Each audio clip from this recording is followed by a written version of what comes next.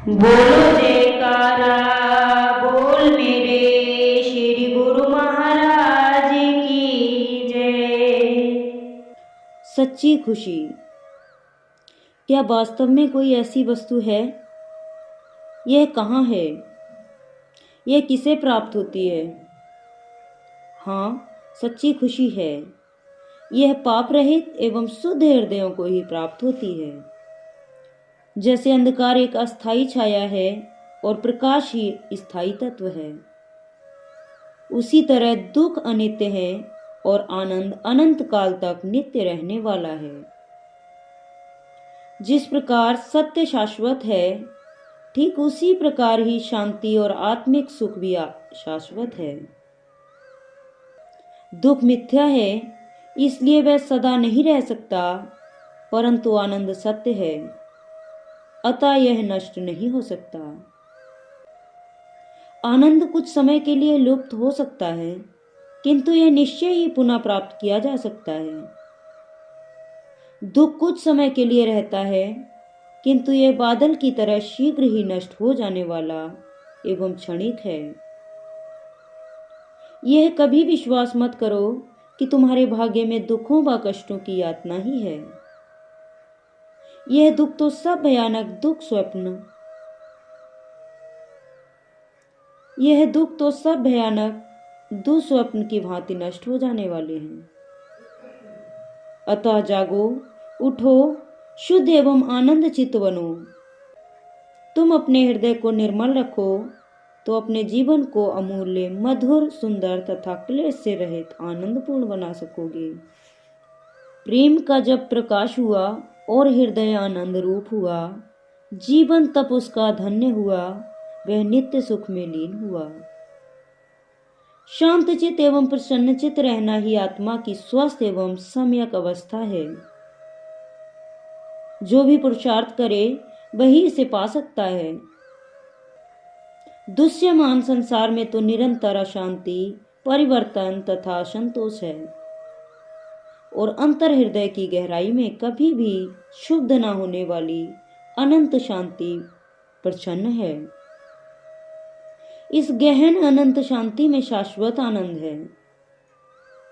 जिस प्रकार समुद्र की सतह पर निरंतर नदियों के मिलने से एक प्रकार की हलचल और कोलाहल रहता है, किंतु उसकी शांत गहराइयों में भयंकरतम तूफान भी किसी प्रकार की हलचल पैदा नहीं कर सकते।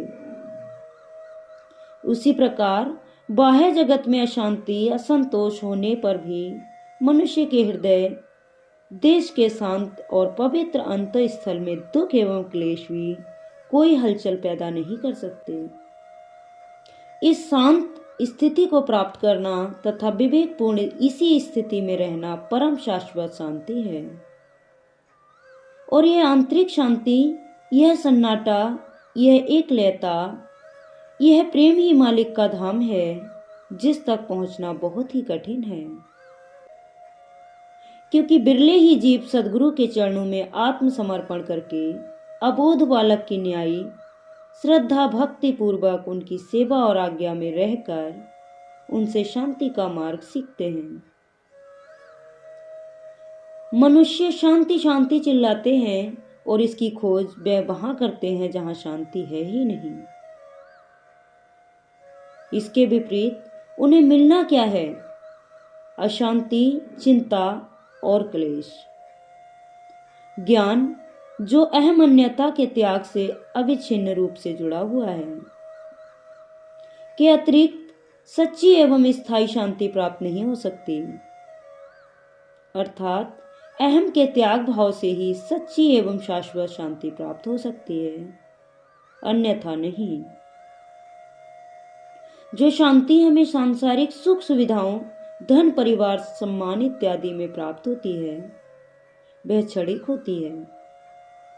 और यह जो सांसारिक सफलताएं हैं, यह भी सब क्षणिक हैं और परीक्षा की कसौटी पर रखने से यह खरी नहीं उतरती।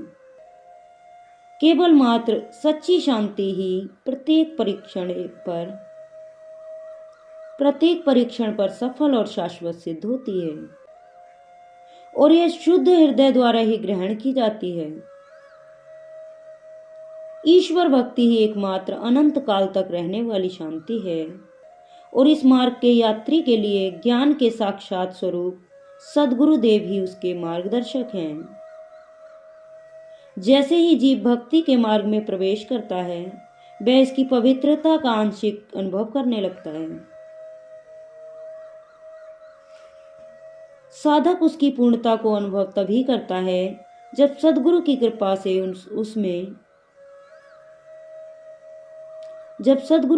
से उसमें अहम भाव समाप्त हो जाता है और उसका जीवन निर्मल बन जाता है। सच्चा सुख, सच्ची शांति क्या है? अहम भाव और कामनाओं का दमन करना, वासनाओं की गहरी तहों को हृदय से मिटाना और अंतर हृदय में इच्छाओं के संघर्ष को शांत करना, इसका नाम ही सच्ची शांति है।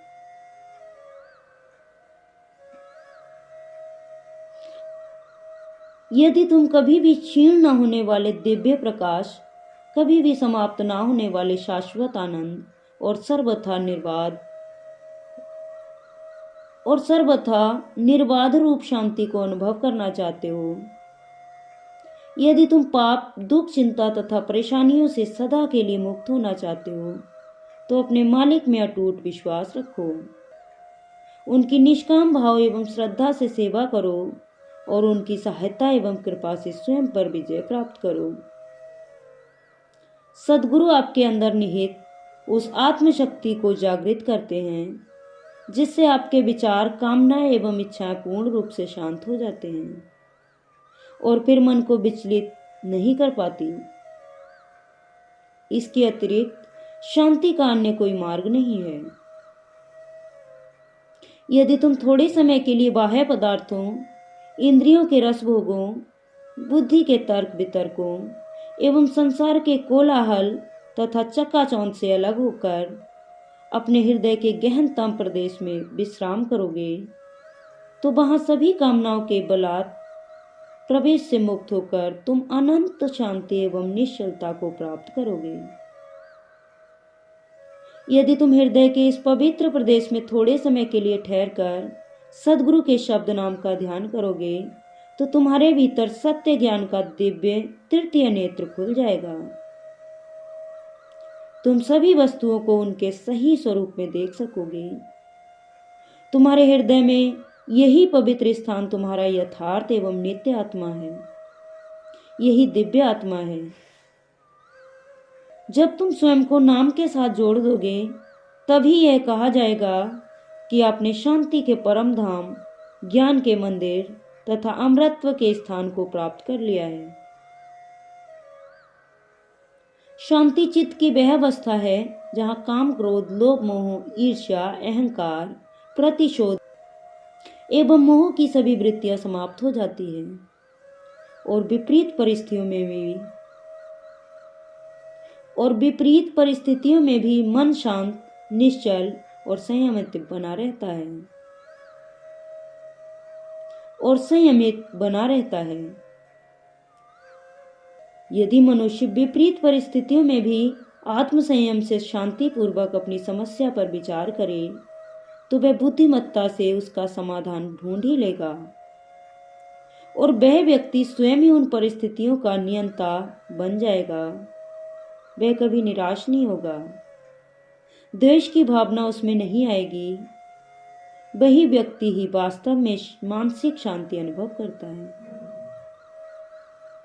मानसिक शांति की यह अवस्था कायरता की अवस्था से बिल्कुल भिन्न है, क्योंकि विपरीत स्थिति में घबरा जाना तो एक प्रकार की दुर्बलता है और विपरीत स्थिति में भी शांत रहना निडरता है। केवल कायर व्यक्ति ही प्रतिशोध की भावना रखता है। शक्तिशाली तो केवल क्षमा करना ही जानता है। धैर्य, क्षमा, संतोष और दया, ये श्रेष्ठ गुण केवल उत्साही और सुदृढ़ मन वाले व्यक्ति में ही होते हैं, किंतु ऐसे व्यक्ति बिरले ही होते हैं। निसंदेह यह सभी गुण प्रत्येक मनुष्य में सहज प्राकृतिक रूप से हैं, क्योंकि परमात्मा ने इसे अपना ही प्रतिरूप बताया है। परंतु दुर्भाग्य से मनुष्य में इन गुणों का लोप हो गया है। परमात्मा और जीव में इन गुणों की असमानता का कोई कारण अवश्य है। यदि कोई जिज्ञासु सच्चाई व लगन से इसके कारण की खोज करे तो यह कठिन कार्य नहीं है।